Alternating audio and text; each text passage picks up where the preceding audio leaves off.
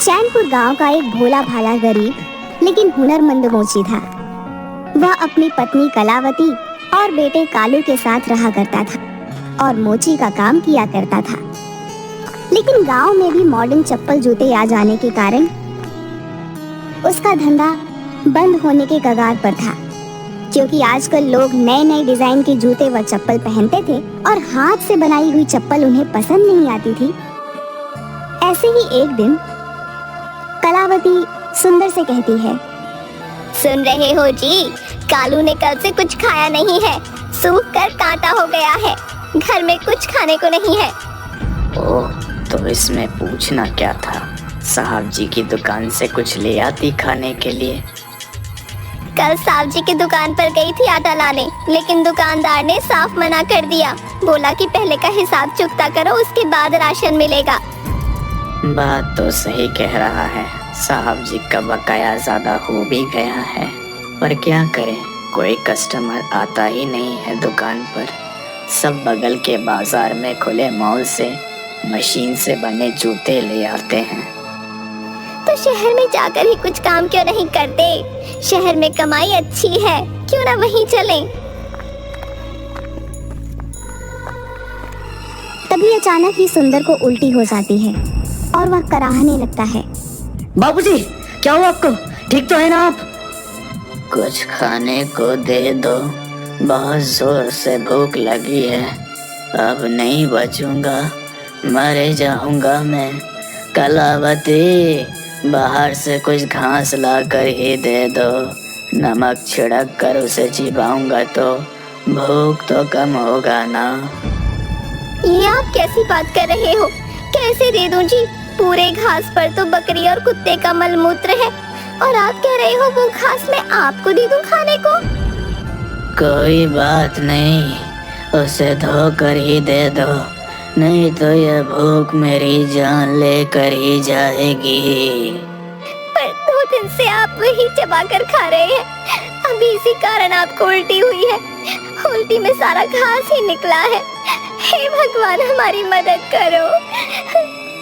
कालू, अब मैं नहीं बचूंगा, तुम्हारे हाथ में जो बैगन है वही ही दे दो, खा लेता हूँ।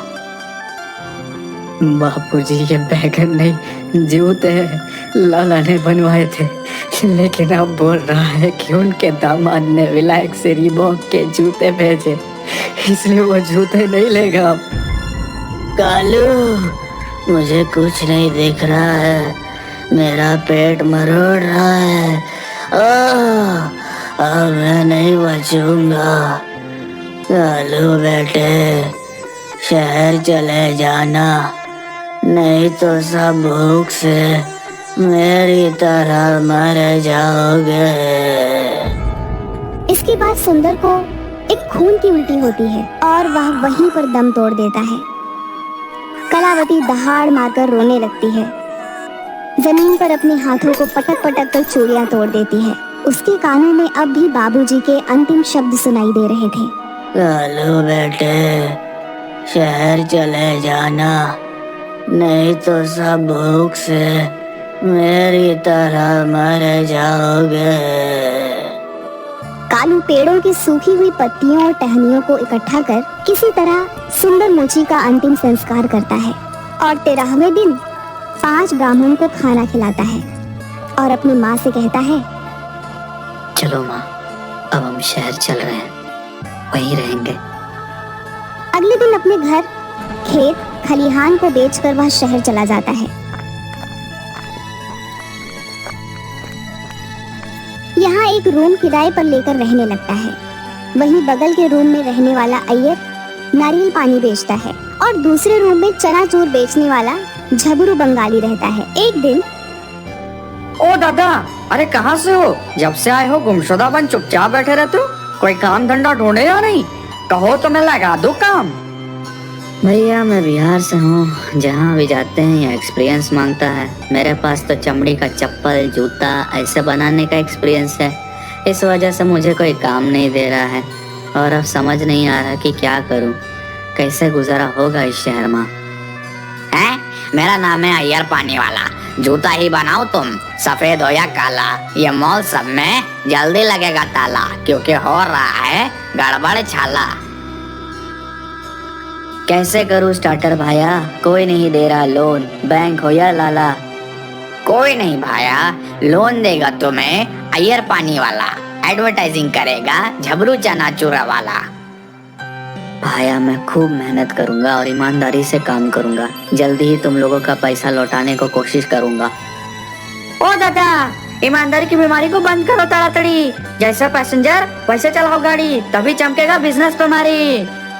झबरू बंगाली और अय्यर नारियल पानी वाले से लोन लेकर कालू मोची एक छोटा सा दुकान सुंदर शू स्टोर खोल देता है। उसके जूते सुंदर और टिकाऊ होते हैं। जल्द ही वह शहर के कस्टमर्स के टेस्ट और डिमांड को पहचान जाता है और उन्हें पसंद आए ऐसे जूते बनाने लगता है। अय्यर नारियल पानी वाला और झबरू चनाचूर वाला बिजनेस बढ़ाने में उसकी मदद करते हैं। आ जाए, अपने साइज के जूते ले जाए, सुंदर सैडल और सस्ता, झटपट नाप दे जो रास्ता। भाई मेरे साइज के जूते यहाँ मिलेंगे क्या? मुझे भी जूते बनवाने हैं। मोटे पतले हो या पहलवान, या हो कहीं के वो सुल्तान, सबके लिए यहाँ जूता है श्रीमान। जाओ जाओ अंदर जाओ, सब है हमारे पास। आइए पहलवान जी, आप लोगों की मजबूती को ध्यान में रखकर मैंने इस जूते में गेंडे का चमड़ा यूज किया है। ये देखिए, बिल्कुल आपके लिए ही बना है ये जूता। अच्छा, जूता नहीं फटेगा इसका कोई गारंटी मिलेगा क्या? मेरे जूते हर 5 महीने में फट जाते हैं। मैं इस बात से बहुत परेशान हूँ। कितना ही महंगा जूता ले लूँ, कोई भी नहीं टिकता है। तुम्हारे जूते की क्या गारंटी है?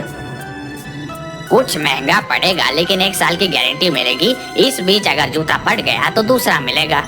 कोई बात नहीं, मुझे बस जूते अच्छे चाहिए, वैसे की कोई दिक्कत नहीं है। बताओ कितने लगेंगे? जी 22,000 के एक, लेकिन आप नेशनल लेवल के पहलवान हैं, इसलिए 15,000 दे दीजिए। ठीक है जी, जूते पैक कर दो। बस अभी पैक कर देते हैं जी, अगली बार जरूर आइएगा।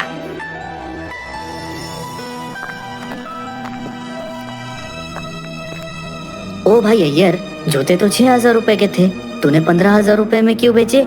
ये तो धोखा हुआ ना। और मैं इसे धोखा देकर काम नहीं करूंगा, क्योंकि मैंने दुकान अपने बापों के नाम पर ली है और मैं उनका नाम खराब नहीं करूंगा।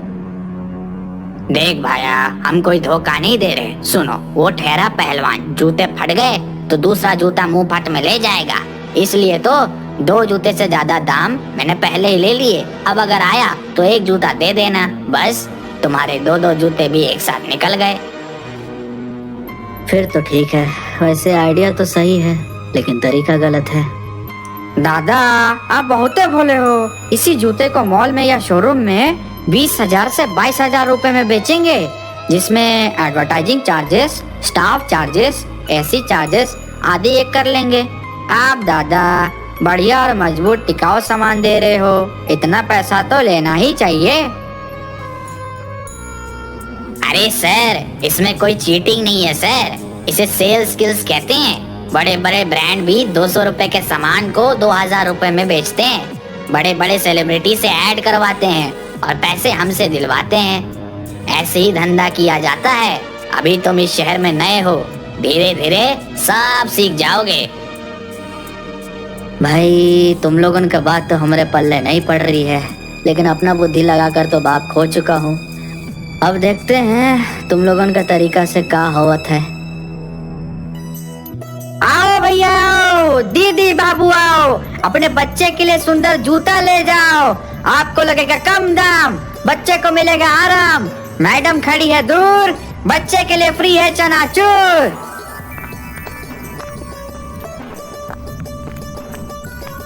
यजमान, आपके यहाँ वेज जूता मिलेगा क्या?